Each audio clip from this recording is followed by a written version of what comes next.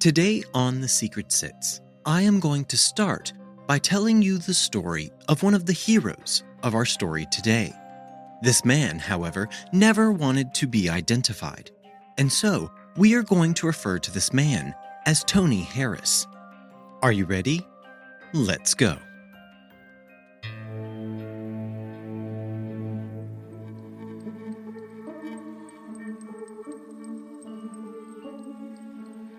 Welcome to The Secret Sits. I'm your host, John Dodson. Join us every Thursday as we uncover the secrets behind the world's most fascinating true crime cases. You can find all episodes of The Secret Sits for free on Apple Podcast, Spotify, or wherever you get your podcasts. And if you like what you are hearing, reach out to us on Instagram and Facebook at TheSecretSitsPodcast, or on Twitter at SecretSitsPod. Now, on with our story.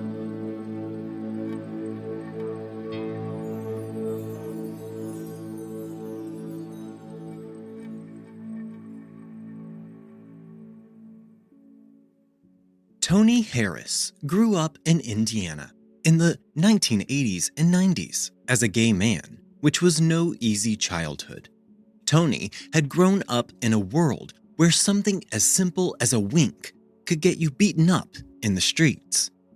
When you live in this type of environment and you are gay, you end up developing something that those in the LGBTQ+ community call gaydar. You begin to identify the subtle tells that other gay people have. Now, this does not mean that these gay people are still closeted. Oh no. But even out gay people sometimes still act differently in public than they would, say, inside of a gay bar, where they feel safe to completely be their true, authentic selves. For Tony, who was a gay man and open about his sexuality, the 501 Club was one of his safe spaces. And that is where our story begins today. The 501 Club, where a mix of out and proud gay men mixed with others who have slipped into the club under the cover of the dark of night, into this, their one place to be open and free. But also mixed in amongst the bar's patrons are criminals looking for an easy mark, or married straight men who would be open to a gay encounter after they have downed their first 6 beers. As Tony took stock of who was in the bar this evening, he saw a poster on the wall. A poster that he, himself, had begged the establishment to post on their wall. It was a missing persons poster, and the face featured was that of Tony's friend, Roger Goodlett. Roger had been a regular around the gay bar scene in Indianapolis, Indiana, until he had suddenly disappeared. Tony had reported Roger missing to the local police, but because Roger was a gay adult man who frequented gay establishments and was known to party, police showed little to no interest in his disappearance. After about a month of ineptitude from the police department, Roger's family hired their own private investigator to help with the case. They also paid to have the missing persons flyers produced. Tony, knowing who his friend was and knowing the places his friend frequented, decided to plaster Roger's missing persons poster all over the gay nightclub scene. As Tony looked at the poster from a distance, he also noticed a man across the bar.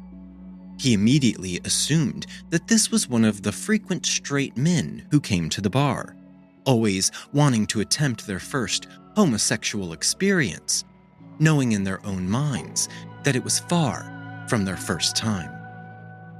The man was acting sort of funny. He acted almost as if he had no control over his motor functions. He slouched down onto a bar stool, but his body looked like it was made of silly putty. Tony was not sure what this guy was on, but it definitely was not coke, the number one choice of drug at this time. As the man was at the bar, he just sat there, staring at the wall. A gay bar can surprisingly be a difficult place to get a drink. Most gay bars hire hot bartenders, and the patrons of the bar are desperately seeking the attention of the bartenders, and not just for drinks. So getting a sliver of a bartender's attention to actually get a drink can be challenging. But the man Tony was observing did not seem to be interested in catching the bartender's attention at all. He just kept staring at the wall. Tony watched the strange man. He knew that he had seen this man before, around town and around the gay bar scene. But the man was like boring wallpaper, just sitting in the background, not even adding interest to the room. Tony felt a sense of uneasiness around this man, and yet he was also drawn to him at the same time. The uneasiness in his stomach, however, did not stop his feet from moving his body closer and closer to this mysterious man. As Tony stealthily inched closer to the man, he suddenly saw and realized what the man had been staring at. Because just across the bar from the man, plastered to the mirror backsplash, was the missing poster for Roger Goodlett. The man stared at the black and white photo with intent. As Tony moved even closer, he could see the man's tongue as it quickly flicked out of his mouth, wetting his bow-shaped lips. With that serpent-like movement, Tony was startled from his daze of wonder, and he suddenly felt that this man, standing right in front of him, had been the man who had taken his missing friend. The look on the man's face morphed into a look of hunger while staring at the photo, and this made Tony think that this man may have even murdered his dear friend.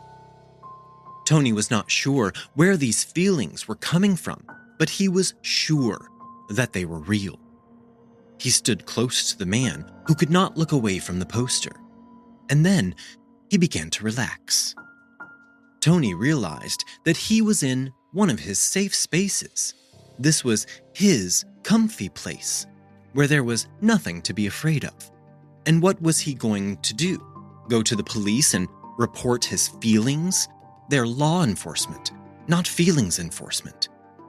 Anyway, maybe this weird guy was perfectly normal, and Tony was just working himself up about his missing friend.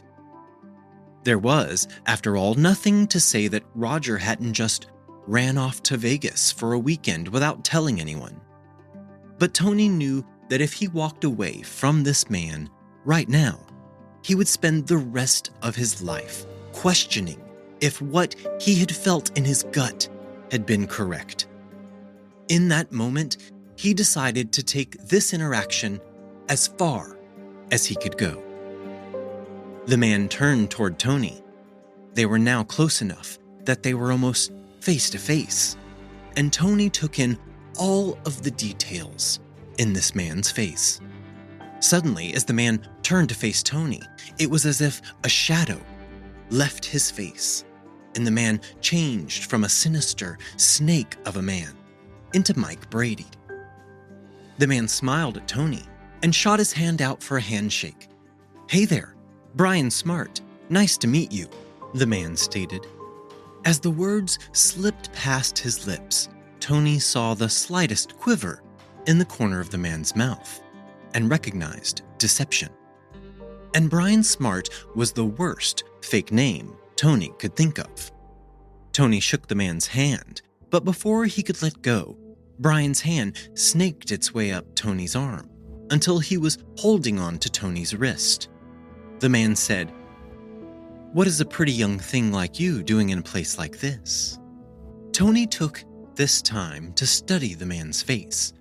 He was not too bad to look at, and hey, maybe he was wrong about who or what this guy may be. In this moment, Tony decided to go along with what was happening.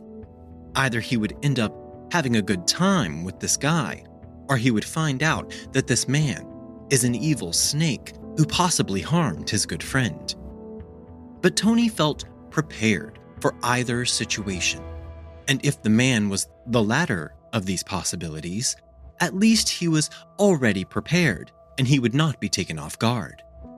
Tony looked at Brian and offered to buy him a drink. Tony spent his evening chatting up the man, deceitfully named Brian Smart. He allowed the man to buy him an endless supply of drinks from the bar, drinks that Tony nursed, all while playing up his level of intoxication. Tony raucously laughed at everything Brian said. Tony was a consummate actor in this moment, and as the night wore on, Brian asked Tony if he wanted to accompany him home. Tony had gotten to the point of inebriation where he was intoxicated, but he was also still quite cognizant of what was happening around him. So he told Brian, yes, he would go home with him. The thumpa-thumpa of the club was difficult to have a conversation over anyway, so off the pair went. Tony was not attracted to this man. In fact, he found him somewhat repulsive, especially when he considered what this man may have done to his friend. Tony continued to act more intoxicated than he truly was.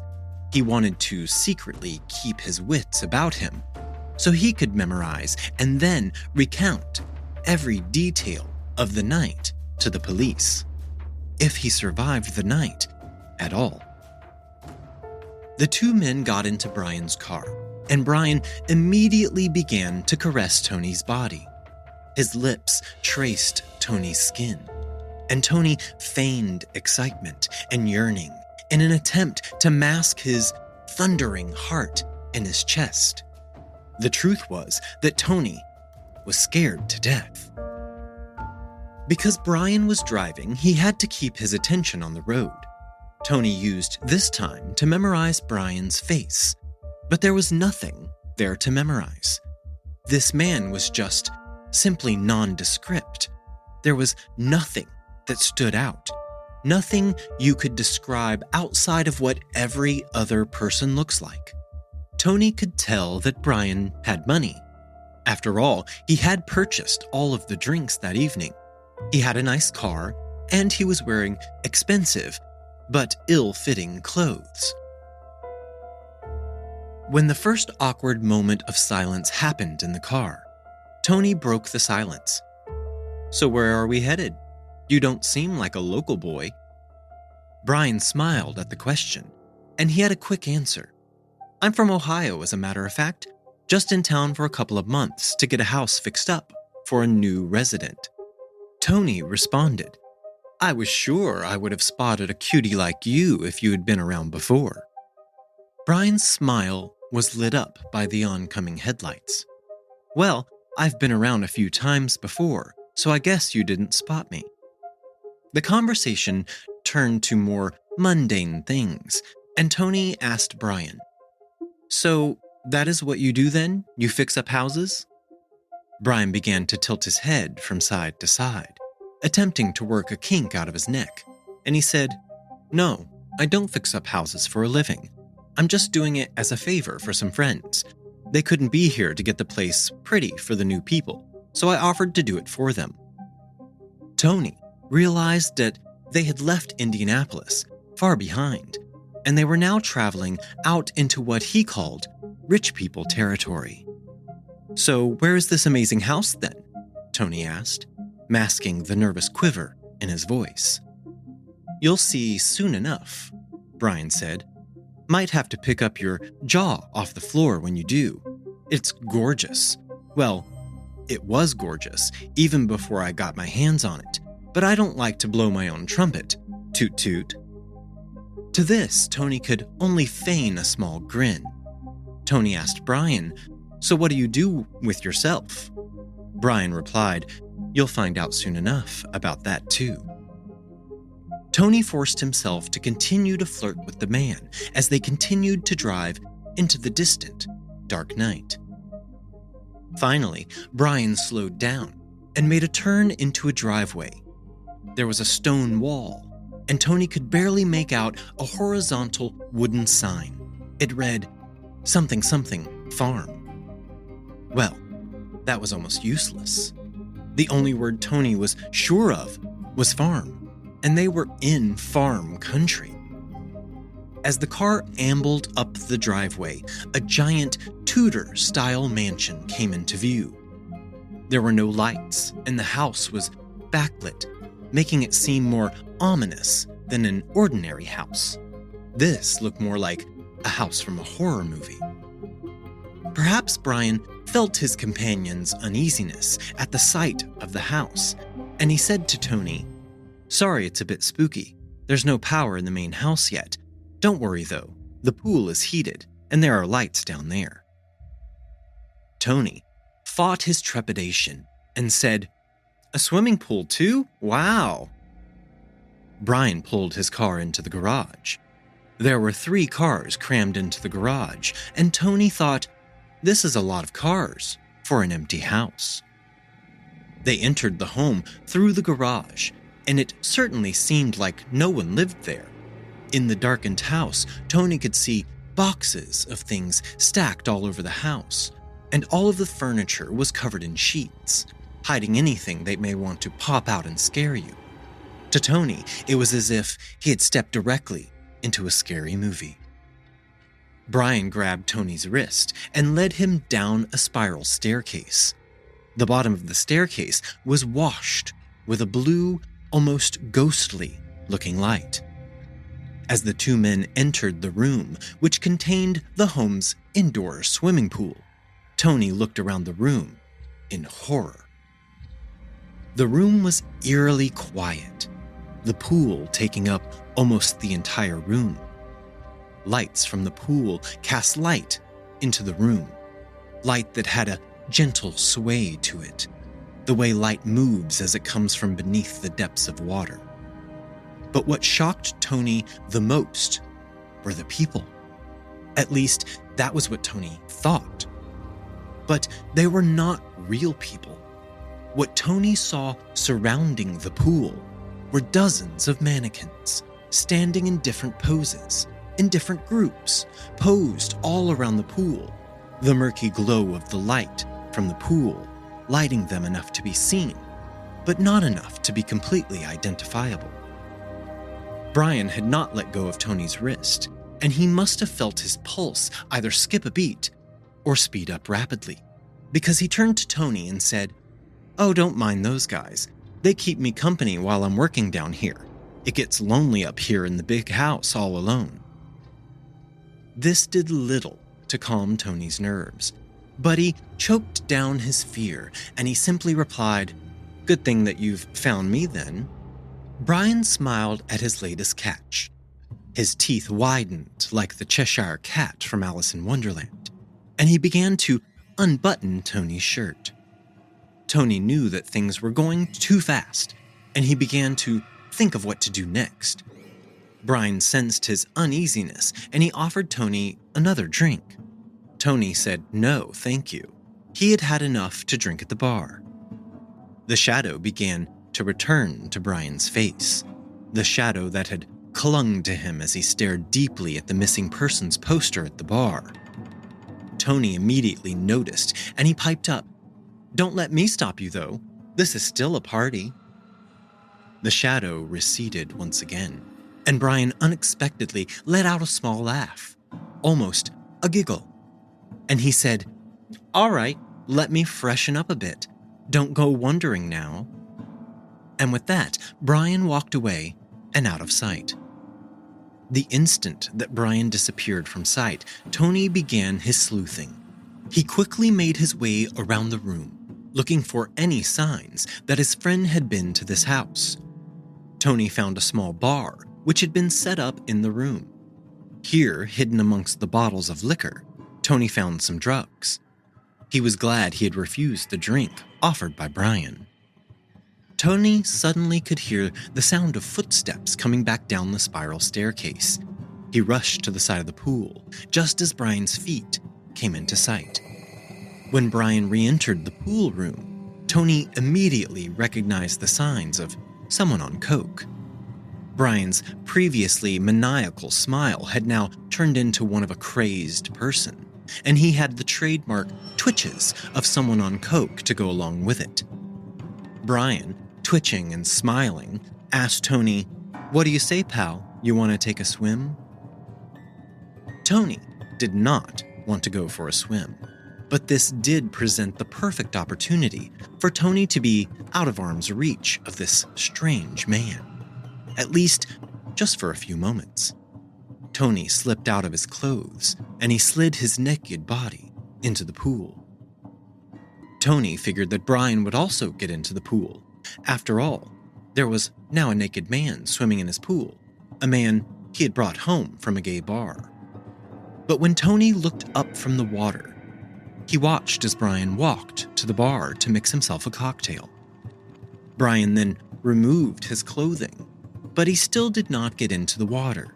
Instead, he just stood by the pool in all his glory, sipping on his drink while Tony began to swim laps in the pool. The Secret Sits will return in just a moment. Hey, Warlock Rock, give me a word. Let's go with coffee. Dragon Warrior, can you give me a word? Everyday Tiger Wizard, let's go with Bog Witch. Awesome, let's make the swamp hut of the caffeinated Bog Witch together. What's going to happen in this swamp? Well, obviously trouble is brewing a latte. Do you love game design and seeing the guts of how RPG adventures are made? Listen to the Epic Levels Mad Dungeon podcast, where guests from the world of role-playing games join us to create original and super fun content for your table. Overall, this was a stalling tactic for Tony. He had to figure out what to do next. If Brian was a stone-cold killer, he would need all of his strength to fight off the man, but he was slowly tiring his body by swimming laps back and forth. Conversely, Tony thought if Brian was just a normal, albeit creepy guy, he also might need his energy if he had to go to bed with this man. Though most of his energy in this situation would be devoted to imagining that he was with anyone other than Brian Smart. As Tony approached the side of the pool, the decision was made for him, and Brian reached out his hand to help pluck Tony from the water. Brian guided Tony to a lounge chair next to the pool and pushed him down into the chair. The shadow began to reappear on Brian's face, and he leaned down to Tony and he said to him in a rough whisper, "I learned this really neat trick. If you choke someone while you're having sex, it feels really good. You get this rush." He then reached just below the chair Tony was sitting on, almost paralyzed with fear, and he produced a short length of rubber hose. You should see their faces when you do it. Their lips go blue. That's how you know you're doing it right. Tony did not have time to respond to Brian before Brian had wrapped this hose around Tony's neck, squeezing it tight. Brian reached down and began to manually stimulate Tony with his rough and shaking hand. Brian stared into Tony's eyes as they began to darken. Tony's lips began to turn blue as he sneered at Brian, and he thought to himself, this was how Roger died. Tony had no strength left. He could not fight back against this would-be killer. The only thing he could do was to stop moving and play dead. And that is what he did. Tony went limp. He stopped moving at all. And despite this, Brian continued to squeeze the hose around his neck, and he continued to work on his manhood. Just when Tony thought it was all over, Brian loosened the hose around his neck and he said, Tony, are you dead?" Tony forced his heavy eyelids to open. He took a painful gulp of air, and he could already feel the bruises sprouting up around his neck. Tony looked up at Brian's face. The shadow was still there. But as soon as Brian realized that Tony was still alive, the shadow once again slipped away. Brian spoke excitedly. "Jesus Christ, you scared the shit out of me. You know people have died doing that? There have been accidents." As Tony struggled to inhale, he seethed back at Brian. "Was that what happened to Roger Goodlet? An accident? How many more accidents have you had?" Whatever reaction Tony had expected from this accusatory statement toward Brian, he did not receive it, because at this point, Brian melted back into his "aw shucks" act and said, "You've had too much to drink. Why don't we sleep it off and try again later?" Brian then spun around and attempted to sit in the chair that was still being used by Tony. Tony quickly slipped out of the chair just as Brian landed in it. He almost immediately began snoring. Whatever Brian had taken earlier must have kicked in hard. Tony clumsily made his way back to his pile of clothes on the edge of the pool, and he got himself dressed. He quietly made his way back to the spiral staircase, and he climbed the stairs in a blind panic. As Tony reached the top of the stairs, he staggered around in the darkness of the desolate mansion. He could not tell where he was going as he made his way through room after room in the darkened house. Tony spotted a set of big bay windows. This was clearly the living room. He stopped here to catch his breath. Through the window, Tony could see the long driveway, a shimmering path that led to freedom and away from this nightmare. But then Tony stopped to think, and he gave himself a good whack in the face. He was still alive. He slapped himself one more time for good measure. Why had he come to this house in the middle of nowhere? He had come to find out about his friend Roger. Remembering that Brian was passed out downstairs in a drug-induced sleep, he had the entire house to himself. He could look anywhere he wanted for any proof that he could find. Tony spent the next hour or so searching the dimly lit house. What he soon discovered was that this was no empty house. Underneath the dust sheeting covering the furniture, Tony found a well-lived-in house. The rooms were lived in. There were women's clothes in the closet and children's toys in the smaller bedrooms. But there was nothing significant for Tony to find. No red herring, no proof. Tony slowly and quietly made his way back down the staircase to the pool room, the light still bouncing around the room from the water.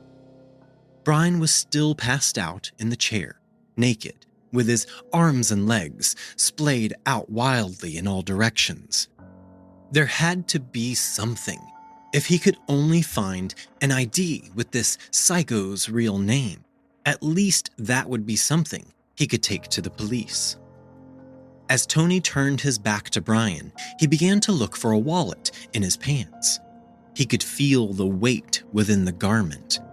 But before he could obtain this valuable clue, he heard Brian hiss from behind him. "Are you robbing me, Tony?" Tony froze. And before he turned his back to the monster who had been sleeping in the chair, he fixed his face and plastered it with a fake smile. "I thought you were going to sleep forever. Come on, take me back into town. I've got to work tomorrow." Tony tossed the pants to Brian, who caught them with the reflexes of a cat, and certainly not someone who was still incapacitated by drugs. Brian said, "Sure thing, man. Hey, listen. You're a really good sport. You really know how to play around. We should make this a regular thing. What do you say?" Tony wanted to scream and run and never see this man again. But he turned and said, "Sure, that'd be great. But seriously, can we get going?" Brian drove Tony back to town. They took the same blue Buick with Ohio plates that they had arrived in. The two cracked jokes the entire drive, and both acted as if everything was fine and normal.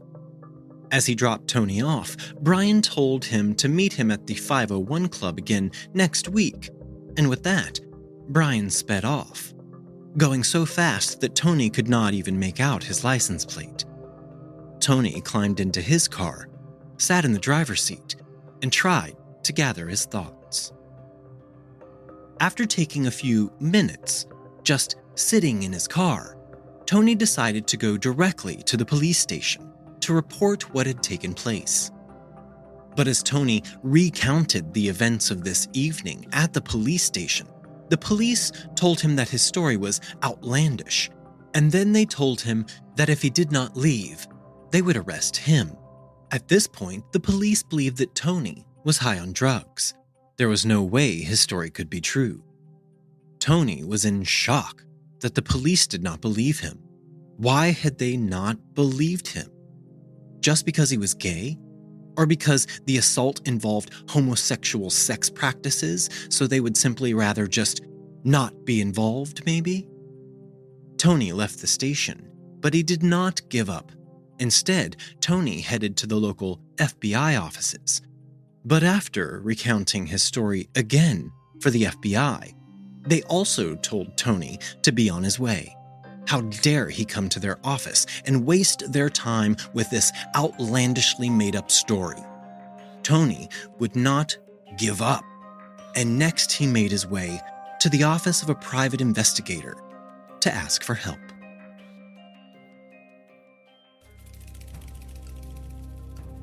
Virgil Vandegrift was a former Marion County Sheriff's detective who now owned his own private investigator's office. And Virgil's office specialized in missing persons cases. Virgil had been involved in some of Indiana's most infamous cases, including the 1978 Burger Chef murders, which remain unsolved to this day. Virgil had not just been some average detective. He had been a veteran of the Major Crimes Unit until he retired and opened his own PI business. While on the force, Virgil was somewhat of a loose cannon, but not in a bad way. In fact, his approach to cases made him pretty popular in the local police force. Virgil had shockingly white hair and gray eyebrows and a bushy gray mustache to go along with it. Sam Elliott would absolutely play Virgil Vandegrift in a movie about his storied life. In 1994, the mother of Alan Broussard came to Virgil's office to ask for his assistance in finding her missing son. She had last seen her son as he left to go to a local gay bar, but he had never returned home. During this time, it was policy in Indianapolis that a person could not be reported missing until 24 hours had gone by, and that seems pretty quick, but not so fast. After 24 hours had elapsed, you then had to wait 30 more days for a detective to search for the missing person before they could actually be reported to the Missing Persons Bureau. Having to wait 30 days to have someone reported as missing was crazy, and because of all the red tape around the process, missing people in Indianapolis were rarely found by the police. Because of this, the police around the city would hand out Virgil's business cards to the families and friends of missing persons. His agency did not have to wade through all of the red tape that the police had to. This is what made missing persons cases the mainstay of Virgil's business. After Alan Broussard's mother had shown up in his office, Virgil was not immediately concerned for Alan's well-being. Alan was a man in his physical prime. He was a gay man, and he was known to have bouts of heavy drinking. At first, Virgil thought that Alan would show up and explain that he had gone somewhere like Las Vegas for a week of raucous partying. But this did not prove to be true, and Alan never came home. Virgil was not well versed in the local gay culture or bar scene, but that did not stop him from his investigations. This was the part of town he needed to be in if he were to figure out what had happened to Alan Broussard. So Virgil hit the streets, or bars, as it were. He walked with an air of confidence, but he lacked the haughty judgment seen in many of the local police officers when they had to patrol the same area. Virgil walked amongst the drag queens and twinks and leather daddies without raising an eyebrow. His laid-back acceptance and attitude made the gay community trust Virgil more than they did the local police. While investigating, Virgil created a web of contacts that stretched across all of the notable gay bars and clubs around Indiana. He posted missing persons flyers in every bar and nightclub he went to. While inside one bar, Virgil noticed a gay magazine titled Indiana World. This was a local gay lifestyle rag that was printed on plain paper. As Virgil perused the paper, he turned to the back page, and there he saw a story about a local gay man named Jeff Jones, who had disappeared the prior summer. This story made something in Virgil's mind click, and he asked a friend from the Missing Persons Bureau to look up Jones's file. When the photo of Jeff Jones came up, alarm bells began to ring in Virgil's mind, because Jeff Jones looked extremely similar to Alan Broussard. Virgil returned to his office to find his secretary, Connie, in the midst of comforting an older woman. Connie explained that this woman was the mother of one Mr. Roger Goodlett, another young gay man who had just disappeared. The story was very similar to Alan Broussard. Roger sometimes drank too much, and he was way too trusting in people. Virgil decided to go to his contacts at the Indianapolis police with what he had put together thus far, because to him, it seemed as if the city had a new serial killer targeting local gay men. But even his old buddies on the police force were not interested in what Virgil had put together so far. Some gay guys were missing. So what? Good riddance, some of the officers even thought. But Virgil was not one to give up, and he found one ally in the Indianapolis Police Department, Detective Mary Wilson. Mary had worked in the Sex Crimes Division, where she specialized in abnormal psychology. This specialty was put to good use, tracking down rapists and other sexually motivated crimes. But Mary now worked in the Missing Persons Department. She had to give herself a break from the brutality of her work in the Sex Crimes Division. And she also had a personal goal to help stem the flow of unsolved missing persons cases around the city. Mary had worked the cases of 12 young boys and men who had been murdered between Indiana and Ohio between June of 1980 and October of 1991. She connected the dots and theorized that one perpetrator had been behind all of these killings. Once again, because the victims in these cases were all gay men, Mary received little to no support from her fellow officers during her investigation. Virgil told Mary that he would assist her in her investigation pro bono, and the two began working the cases of the missing gay men together. Virgil and Mary continued to canvass the local gay scene, and they began to pick up some leads. They discovered that Roger Goodlett had been in a bar named Our Place on the night when he went missing. One acquaintance of Roger's told the pair that he had seen Roger get into a light blue car with Ohio plates. The Ohio plates made Mary believe that her hypothesis was correct, and these missing men were connected to the 12 deceased men she had already been investigating. This was the case known to the public as the I-70 Strangler. But this tidbit of information was all that Mary and Virgil could dig up, and the case went cold once again. That is, until a good friend of Roger Goodlett showed up at Virgil's office with a crazy story that he desperately needed someone to believe. Tony entered the private investigator's office, and he once again recounted the story about the crazy man with his terrifying house filled with mannequins. Virgil sat and intently listened to every detail of Tony's story. After Tony had finished recounting the events of the evening, Virgil took Tony to meet with Detective Mary Wilson. Within the same hour, Detective Wilson began driving Tony around in her car. They explored most of the well-to-do neighborhoods that lay just outside of the city.